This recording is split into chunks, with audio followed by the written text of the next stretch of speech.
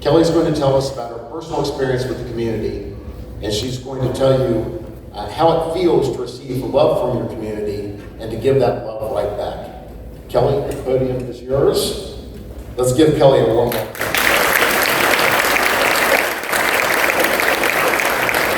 Thank you so much, Jason, for that introduction. It's an honor to be here with you all tonight. Congratulations to this year's host of Heroes. We also appreciate Alan and Alan for doing what they do, sponsoring this program that honors now 550 plus hometown heroes and difference makers. So, what does it mean to be a hometown hero? Because full disclosure, I don't really feel like one.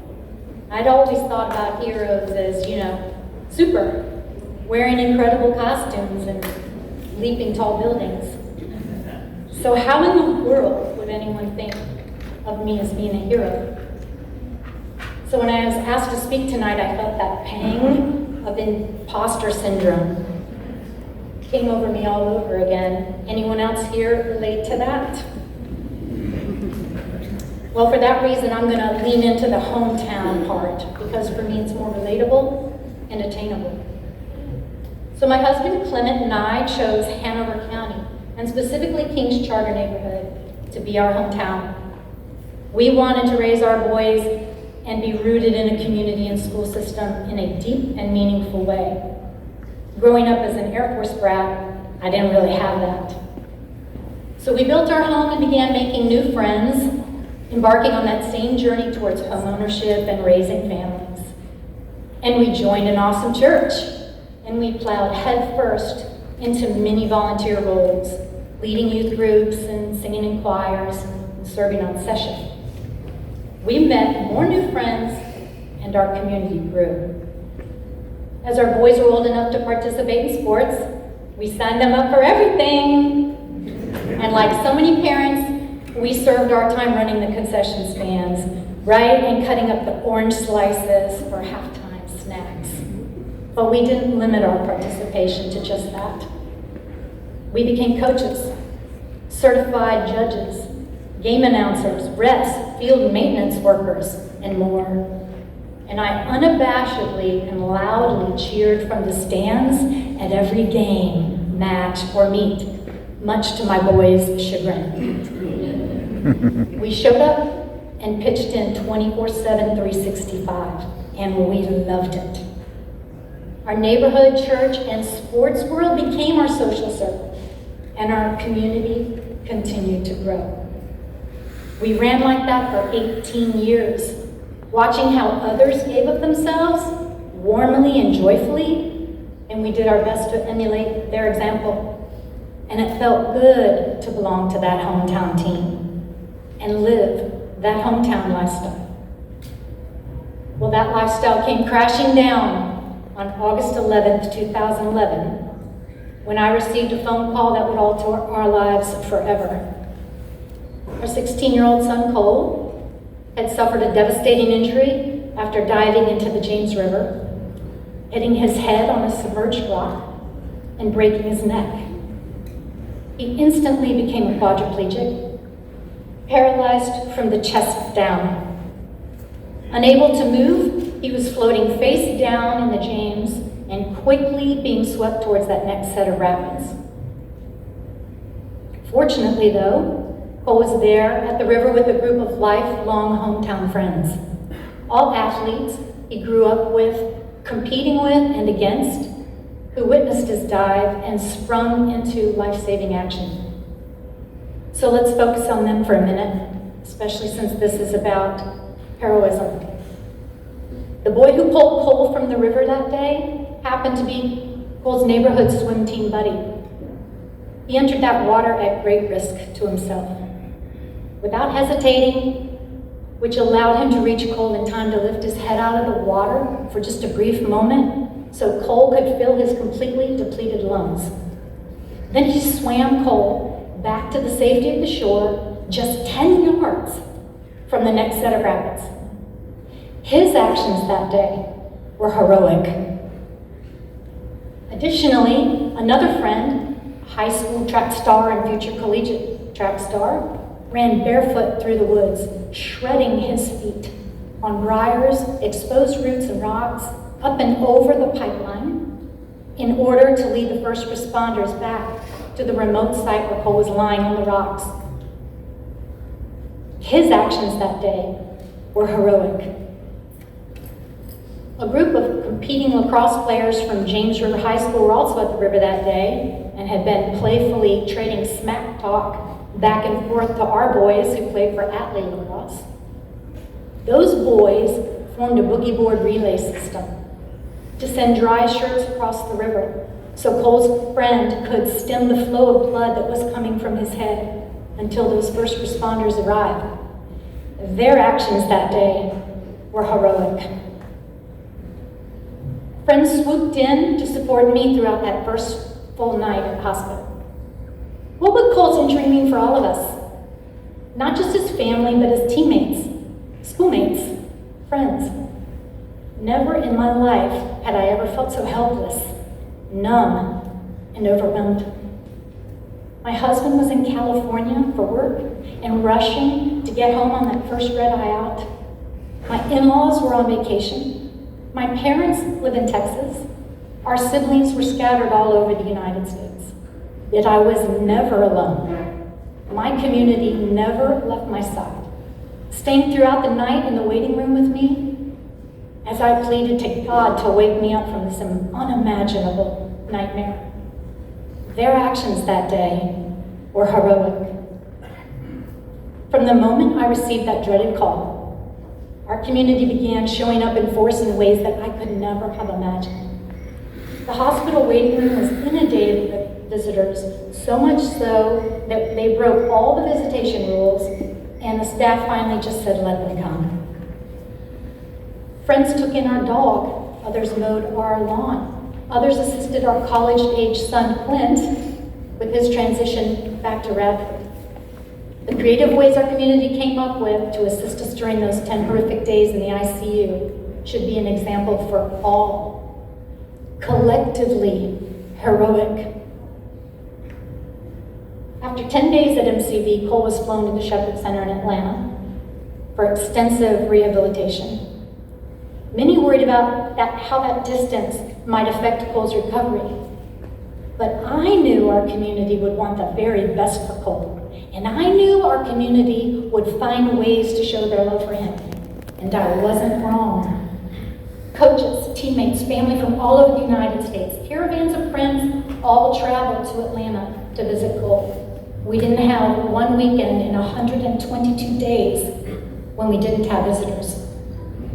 The mailroom at Shepherd was flooded with cards, letters, photos of Cole with his friends, food, posters, and more. So much so that the volunteers in the mailroom asked, who is this Cole? True. Back home, fundraisers were held, and thousands of well-wishers from all over the world turned into my daily updates on care pages. Why? Because our hometown community shared our story. Complete strangers in Atlanta began showing up, offering shelter, food, and new friendships. It was astounding. It was as if the whole of Hanover County had a hand in our family's recovery. It was then that I fully realized the magnitude and power of community. Our community was our family, and we were all wounded by Cole's injury, and we were all desperate for recovery. Their contributions of love and support were healing them too. This was a huge lesson for me. We weren't accustomed to receiving assistance. We were accustomed to providing it. I surely didn't know how to process it. Mandatory grief classes helped me understand. Most people want to make a difference, to help in some way. Some are really creative and proactive. Others are better at responding to specific asks or signing up for meal trains or other chores. Let me assure you, when you are drowning, all assistance is coveted. And we were fortunate enough to be the recipients of endless, heroic help.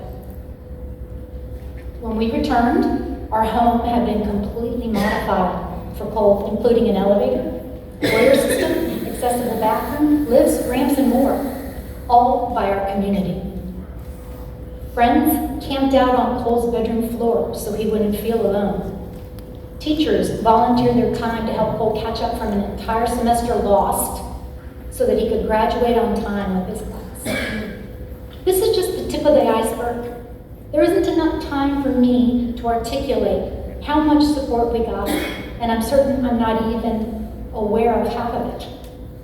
For example, we don't even know who donated our whole home generator that would allow Cole's elevator, lifts, and automatic doors to never experience power failure. Cole and I had long conversations in the hospital during the quiet of the evenings. And one night, Cole seemed especially worried and pensive, so I asked him, "What's weighing on you?"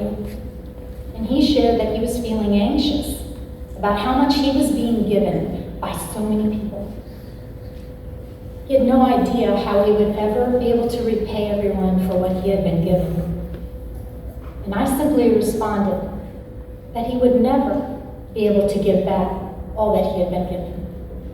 And not one person expected to be repaid. What he could do, however, was pay it forward. And we would start to sort that out when the time was right.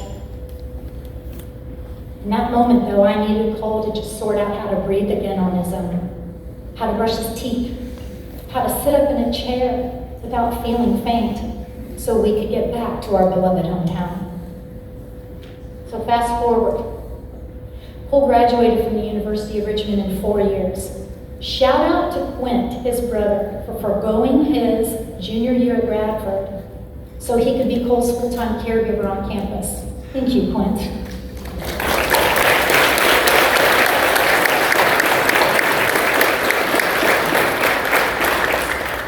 Upon graduating, Cole volunteered on several planning and building committees at the New Sheltering Arms Institute. Who better to teach them what somebody in a wheelchair might need? He and I became volunteers for VCU's trauma team, visiting spinal cord injured patients and their families in the first hours of their injury. We formed Roll with Cole Not-for-Profit, which fosters active, healthy lifestyles for those in the spinal cord injured community. We've held numerous sportathons, which attracted hundreds of volunteers and participants and raised thousands of dollars for collegiate athletes struck down by spinal cord injury or other catastrophic injuries. And these events provided an opportunity for our community to connect, to play together, to cheer for each other, and grow closer as a hometown family, all supporting people we've never met. We established and funded a scholarship which provides adaptive sporting opportunities for disabled athletes who not otherwise would be able to afford to travel and compete. We've donated medical equipment to the under or non-insured. We've provided accessible transportation so that loved ones could attend their families' weddings or graduations or simply get to rehabilitation appointments. And now Cole and his beautiful wife, Charisma, live in California. And they have a successful YouTube channel that reaches over 1 million people worldwide, raising awareness about disabilities and inclusion, and reminding folks to stay positive. Well, I think Cole sorted it out. And I know without a doubt, our hometown is proud of their boy, the one they encouraged, rooted for, and supported with zero expectation for payback.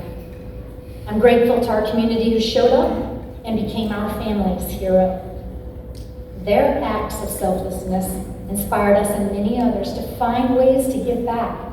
That's heroic. So speaking with you, this gathering of amazing hometown heroes near and far, you get it. You know it's all about recognizing and filling voids, offering solutions to what appears to be impossible situations. It just means getting started, getting involved in big and small ways, with or without fancy costumes. Just showing up can be heroic and powerful. So thank you. for showing up time and time again and being the example for your communities. You are heroic. Thank you.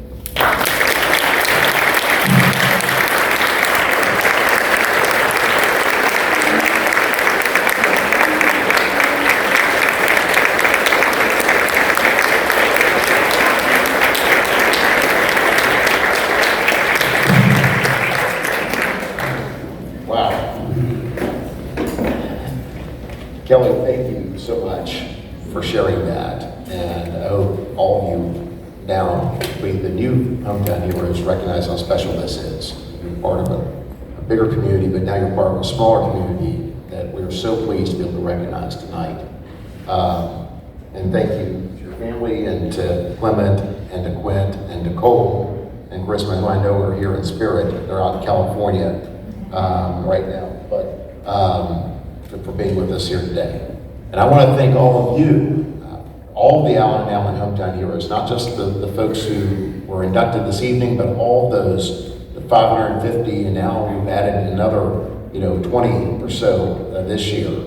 All of you, for all that you do to make your community a better place to live, to work, and to play. We really, really appreciate it. It's our pleasure to honor you this evening. We're grateful for you to be here. And now please enjoy the rest of your evening. Have another drink. Enjoy the exhibits. The museum is open until 8:30, so it's ours to enjoy. So enjoy, and thank you again for being here.